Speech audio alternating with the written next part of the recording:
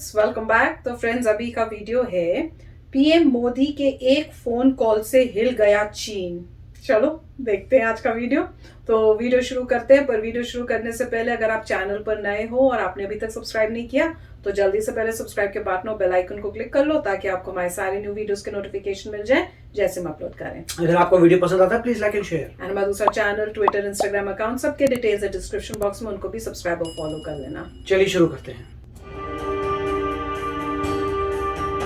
तिब्बती धर्मगुरु दलाई लामा आज अपना 86वां जन्मदिन मना रहे हैं। इस खास मौके पर प्रधानमंत्री नरेंद्र मोदी ने दलाई लामा को फोन कर जन्मदिन की शुभकामनाएं दी।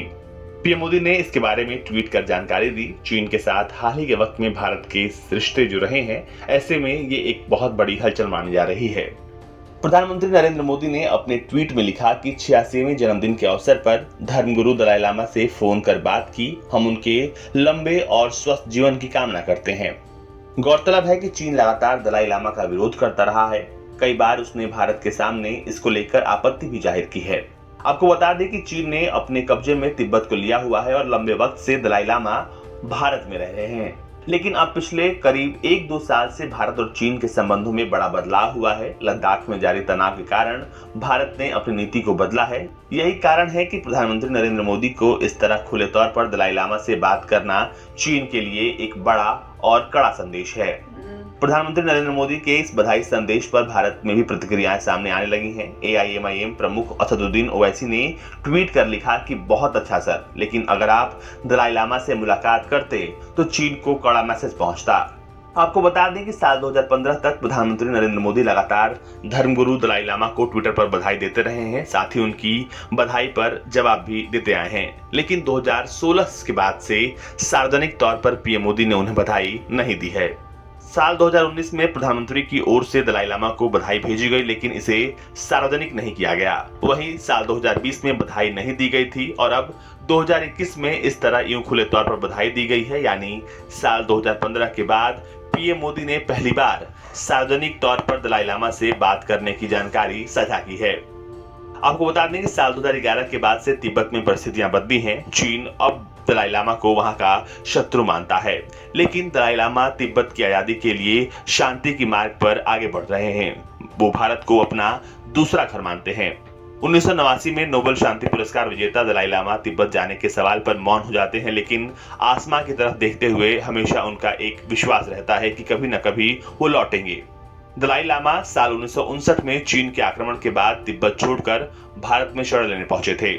धर्मशाला के मैक्लोडगंज से निर्वासित तिब्बत सरकार शासन चला रही है। हाल ही में पेपा सेरिंग वहां के नए प्रधानमंत्री चुने गए हैं। देखना यह है कि स्थिति कैसे आगे बढ़ती है। साल 1933 में 13वें दलाई लामा की मौत हुई थी। इसके बाद नए दलाई लामा की खोज शुरू हुई। मृत लामा का शरीर दक्षिण दिशा से मुड़कर कुछ ही दिनों में पूर्व दिशा की ओर आ गया। बताया जाता है कि जिस दिशा में शव आया उसमें अजीब किस्म के बादल देखे गए और वहीं बने महल के खंभे पर तारे के आकार वाली फफूंद भी उग आई। ब्यूरो रिपोर्ट, भारत तक। तो फ्रेंड्स, बहुत अच्छा लगा सुनकर कि मोदी जी ने इनको विश किया है और ट्वीट में भी बताया है। तो बहुत अच्छी बात है कि एक तो वो हैं ही इतने होलीनेस जो है वो इतनी ग्रेट हैं कि उनको विश करना, किसी को भी विश करना इज अ गुड जेस्चर।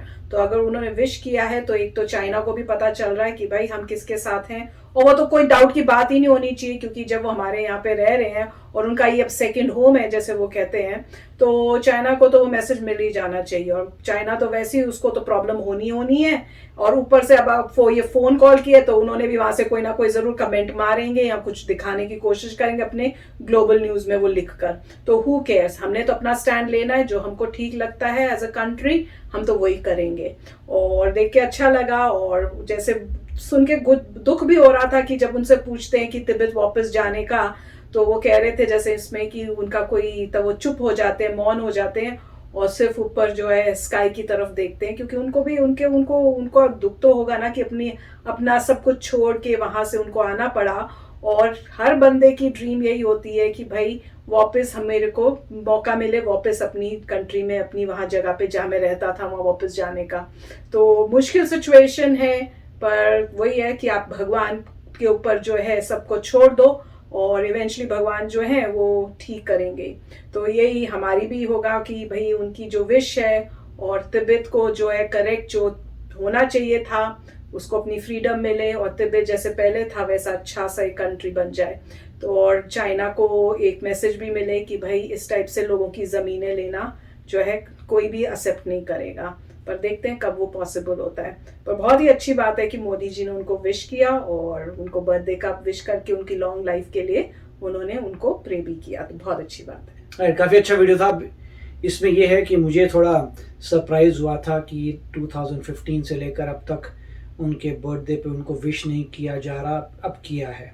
नहीं, मेरे ख्याल से विश कर रहे होंगे पर ऐसे मतलब यूनिवर्सली ऑफिशियली शो नहीं तो कर। मेरे को समझ नहीं आ रहा क्यों, क्योंकि दलाई लामा जो हैं वो बुद्धिज़्म के गुरु हैं, तो बुद्धिज़्म के कोई भी लीडर हैं तो उनको विश करने से कोई फ़र्क नहीं पड़ता है। डजंट मैटर कि वो तिब्बत से हैं या तिब्बत से नहीं है, वो बुद्धिज़्म के दलाई लामा हैं, हेड हैं, जैसे कह रहे हैं कि मतलब धार्मिक गुरु हैं, तो उनको तो विश करने में कोई फ़र्क नहीं पड़ना चाहिए। उनको विश करना चाहिए था इतने साल, किसी से कोई घबराने वाली बात थोड़ा ना होती है, आपको विश करना चाहिए। और अच्छी बात है कि अब विश किया, ऑफिशियली विश करना चाहिए, खुद जाके मिलना भी चाहिए। मेरे को भी इसमें कोई प्रॉब्लम नज़र नहीं आती। हमारे कंट्री में दलाई लामा हैं तो क्यों नहीं मिल सकते, बिल्कुल मिलना चाहिए, बिल्कुल मिलना। तो मेरा तो यही थॉट है कि पॉलिटिकली नहीं लेना चाहिए, उनको बोलना चाहिए देखिए हमारी कंट्री में है, हमने उनको शरण दे रखी है, हम मिलने जाते हैं। क्योंकि बुद्धिज़्म जो है हमारे देश से निकला था, बुद्धिज़्म बहुत सेक्रेड रिलीजन है, रिलीजन की रिस्पेक्ट के लिए हम मिलने जाते हैं। ये पॉलिटिक्स से लेना देना नहीं है, रिलीजन की वजह से। पहली बात तो ये है। अब दूसरा ये है कि दलाई लामा जो है पीसफुल हैं। अब उन्होंने ऑफ कोर्स अपना एक सक्सेसर चूज़ कर लिया है मेरे ख्याल से इंडिया में। चाइना ने अपना डिक्लेयर कर दिया है दलाई लामा, तो अल्टीमेटली अब ये नेक्स्ट 2 दलाई लामे हो जाएंगे, एक चाइना का वर्जन और एक इंडिया में। तो यहाँ पे उन्होंने अपना प्रॉब्लम शुरू कर दिया। उसके बाद जो है वहाँ पे तिब्बत जो है बहुत बड़ा एरिया है, छोटा एरिया नहीं है। जैसे हम देखते हैं अक्साई चीन जो है इतना सा है, तिब्बत बहुत बड़ा एरिया है। ये बहुत ही अनलाइकली है कि इंडिया जो है इस एरिया को वापस ले पाएगा, अनलाइकली है। ऊपर जाके है, साथ में आपके मिलिट्री नहीं है। चाइना ऑलरेडी जीडीपी में आपसे आगे है। अभी हम कैचअप चल रहे हैं, कब कैचअप होगा, कब अब आगे जाएंगे, कब लेंगे वो, तो तब तक तो पूरी वहाँ की डेमोग्राफी ही चेंज हो जाएगी। जैसे वो कर रहे हैं, इंटर मैरिजेस हो रही हैं, पूरी इंटरमिंगलिंग हो रही है, तब तक तो कोई ऐसी कोई बात नहीं बनेगी। सिर्फ ये होगा हाँ भी तिब्बत है, मगर वो पूरा एरिया इंटीग्रेट हो जाएगा। तो अब सिचुएशन मुझे तो इतनी अच्छी नहीं लग रही है। सिर्फ ये है कि हिस्ट्री में जो हो गया उससे आप लर्न कर सकते हैं कि पहले से एग्रेसिव रहना चाहिए। तिब्बत जो था हमारा फ्रेंड था, तो जब तिब्बत को लिया था तब यहाँ से क्यों नहीं लड़े अपने फ्रेंड के लिए, क्योंकि उस वक्त इंडिया, आप कह सकते हैं कि इंडिया गरीब था और प्रॉब्लम्स थी, तो जो भी है। और उसके बाद जो है आपको पता ही है चाइना के साथ जब वॉर हुई थी तब इंडिया हारा था 1960s में। लोग कहते हैं कि एयरफोर्स को अप्लाई करना चाहिए था, लोग कहते हैं कि मिस्टर नेहरू को ज़्यादा सीरियसली लेना चाहिए था, ज़्यादा करना चाहिए था। अब जब कोई चीज़ हो जाती है उसके बाद बोलना आसान हो जाता है, कि हो जाती है चीज़ तो हाइंडसाइड में आप कुछ भी बोल सकते हैं, ये भी कर लो, ये भी कर लो, वो भी कर लो, मगर उस वक्त क्या सिचुएशन थी वो वही बंदा जानता है। तो जो हो गया। मेरे ख्याल से लर्निंग यही है कि इंडिया को कैचअप करना है चाइना से, और जो भी अगर कोई भी कॉन्फ्रंटेशन होती है किसी बात की तो ट्रेड सबसे पहले आएगा, कि ट्रेड को पहले हैम्पर किया जाएगा। अपना सेल्फ सफिशिएंट होना पड़ेगा, ट्रेडिंग पार्टनर चाहिए और ट्रेडिंग पार्टनर्स लीजिए, वहाँ से करिए। तो मतलब तिब्बत जो है बहुत ही एक सेंसिटिव टॉपिक है और बहुत ही कॉम्प्लेक्स टॉपिक है, और उसके लिए सिंपल यही है कि आप जो कर सकते हैं बेस्ट करिए। और अल्टीमेटली मेरे ख्याल से जीडीपी बहुत इंपॉर्टेंट है, इंडिया की ग्रोथ बहुत इंपॉर्टेंट है, और मेकिंग श्योर कि अभी जो आपका बॉर्डर है वो फर्म हो जाए, अक्साई चीन वापस आ जाए, जो अरुणाचल के वहाँ पे जो प्रॉब्लम्स हो रही है वो सॉल्व हो जाए। मेरे ख्याल से वो ज़्यादा इंपॉर्टेंट है, वो ग्रोथ से होगा, कंट्री ग्रो करेगी तभी कर पाएगी। तो अच्छा वीडियो था। यस फ्रेंड्स, तो चलो फ्रेंड्स चलते हैं, मिलेंगे नेक्स्ट वीडियो में बहुत ही जल्द। Till then take care and bye bye. तो अगर आप मेरे इस चैनल पे नए हो तो जल्दी से सब्सक्राइब के बटन को हिट करो और बेल आइकन को क्लिक करो, ताकि आपको मेरा जब नया वीडियो मैं लगाऊं आपको उसके बारे में जल्दी से पता चल जाए।